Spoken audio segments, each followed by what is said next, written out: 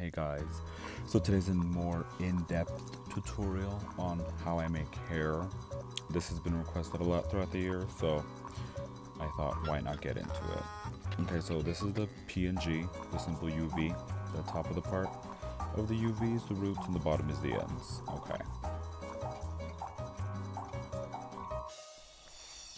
So when starting a simple middle part, I always use a square.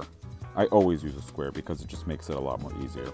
The top of the square is where the roots are, and the bottom of the square is where the ends are going to be.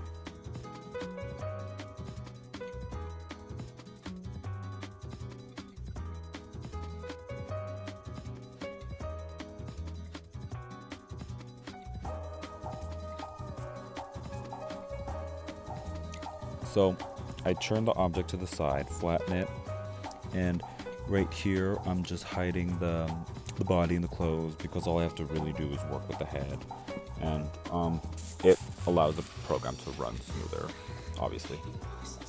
So I just bring it to the side of the head, and remember that top part of the UV is going to be the root. Always have it mirror separated because in metasequoia and majority of 3D programs you only have to work with one side. And here I just hid the wireframe to only show on the object that I'm working on. Yeah, right here I'm kind of bringing the root of the object to the center of the model, and here I'm just creating wires to kind of curve around. Oh, and I always have it Catmull 4. I always have the hair super high polygon when I make hair, and right now I'm just curving it to the shape of the head. Oh, this is Nicki Minaj, my Nicki Minaj model, by the way. Here I'm just bringing the root more together because you don't want her middle part to be like bald. You know, you don't want your model to look bald, especially if it's a middle part, whatever. You don't want her to have thin hair, basically. So yeah, I'm just bringing that together. I'm just shaping it to the head, bringing it closer, you know, where like her hairline would start, and just fixing it up, creating more lines to make sure that the scalp doesn't rip through the hair and such.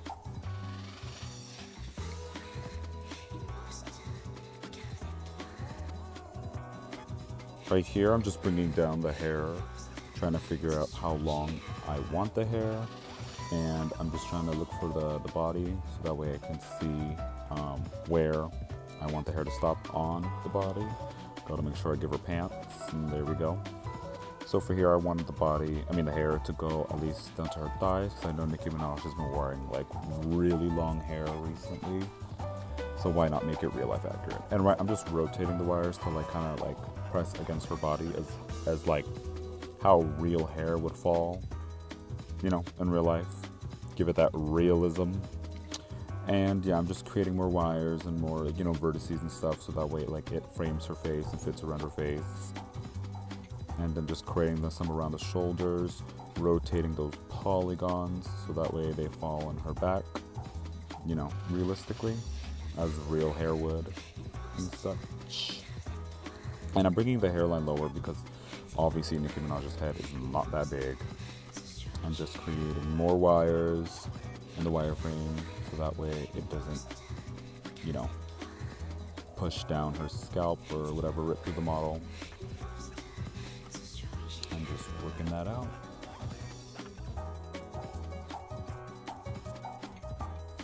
Right here, I'm making the hair texture transparent so that way I can see how the hair shapes, so that way I can shape the hair around the scalp or just around her head in general. I feel like that always helps with like clothes and stuff, because every time I make a model, I always model the body underneath the clothes, because in case I want to reuse that model again and give that model a different outfit. Right now I'm just shaping the hair. Oh, and right here I'm just changing the texture to a blonde one because the ends look more realistic on the blonde texture than they did on the pink one, and Nicki has been wearing blonde. But yeah, that was it for the whole transparent part.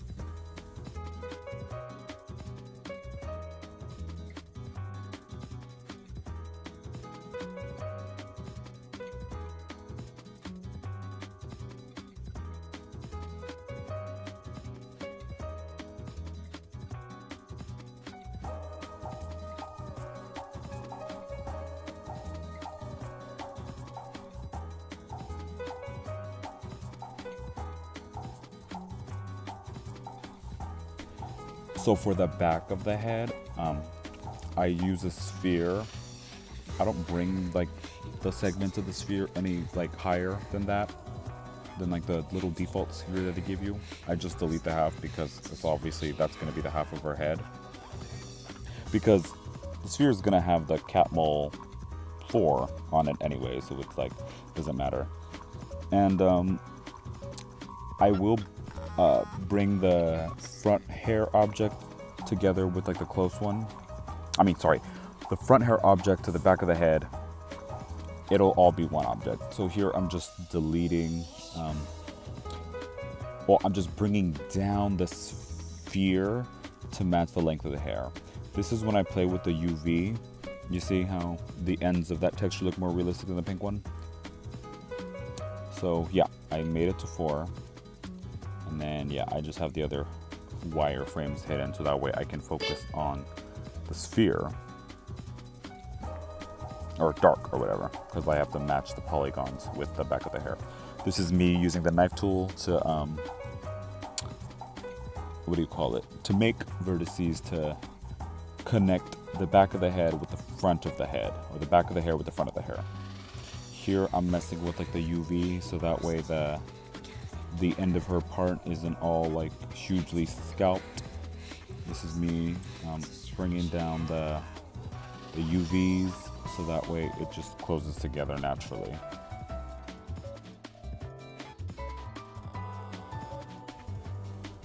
So here I'm just deleting the other half of the hair, because with mirror separated you only have to create one side of the object and then the other side is already made for you. And right here I'm just connecting the vertices, so that way the back of the hair and the front of the hair is just one object, because I feel like the less objects in the object panel, the better. The cleaner it is, the easier it is to export, and it just makes the whole process a lot easier.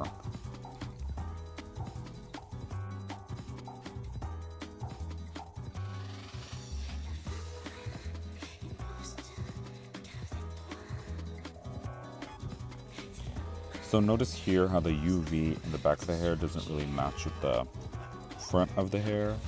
So since it's already one object, I'm just gonna use the belt tool and the selection tool to just take away the first part of the hair, just cut it and paste it. And then I'm just gonna take the UV map and just move it to the side. I'm allowed to do this because the UV automatically repeats itself. And here, when you use curl object in the UV area, it shows you what other objects use that same UV. Oh, okay. And here I'm just trying to line up the UVs, at this point the objects already become one. So with this thing called UV power tools, it's all in question marks for some reason, but I know that this button here connects the UV wherever the model is automatically connected.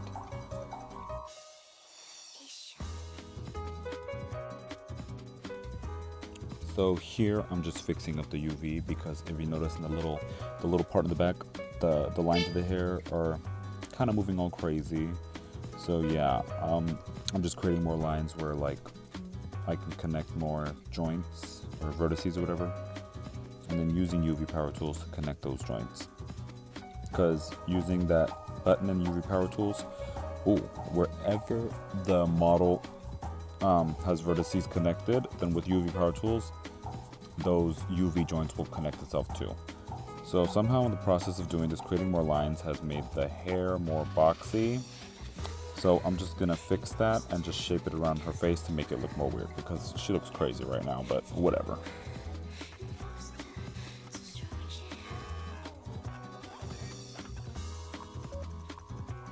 So right here, I'm just doing the whole transparency thing again, so that way I can fit the hair around her head better.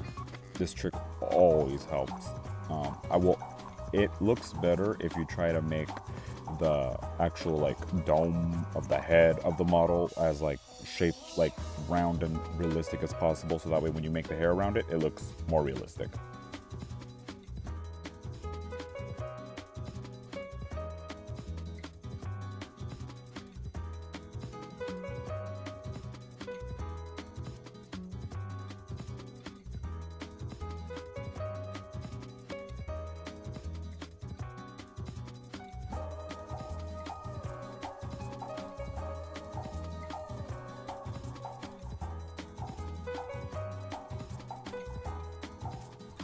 Okay, so this next step is very important to me. And if you make hair, like semi-realistic hair, and if you don't do this, then you're crazy. Basically, what I'm gonna do is the baby hairs, or like the more frontal-esque part of the hair, using a rectangle, this is gonna be placed against your forehead underneath the middle part. So that way the hair looks more like it's growing out of her scalp.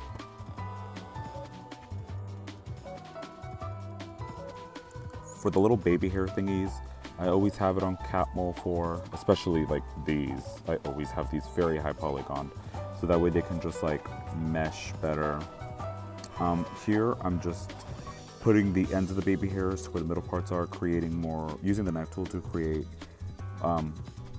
more wires in the wireframe, and just trying to place it not super duper flat because it doesn't really matter.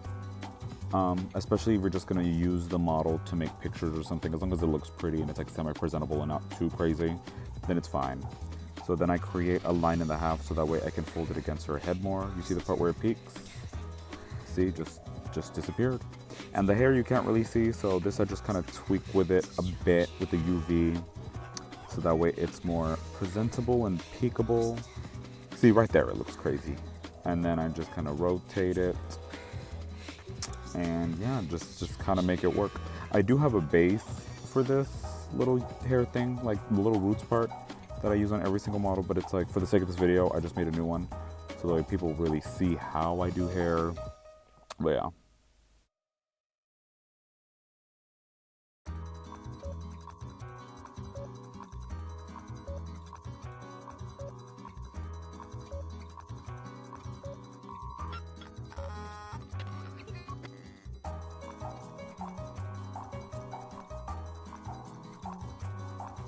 So after I finish making hair, I always want to see how the hair base looks like in other colors.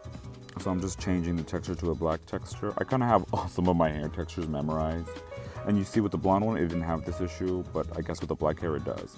So here I'm just fixing the middle part, or where the baby hairs and the middle part meets, so that way, in case I do want to change the hair color, I don't run into this issue. I just want to make sure that this hair looks good in every single texture. Because there's some things I can get away with 3D modeling with certain hair colors than I can't with other ones. So yeah.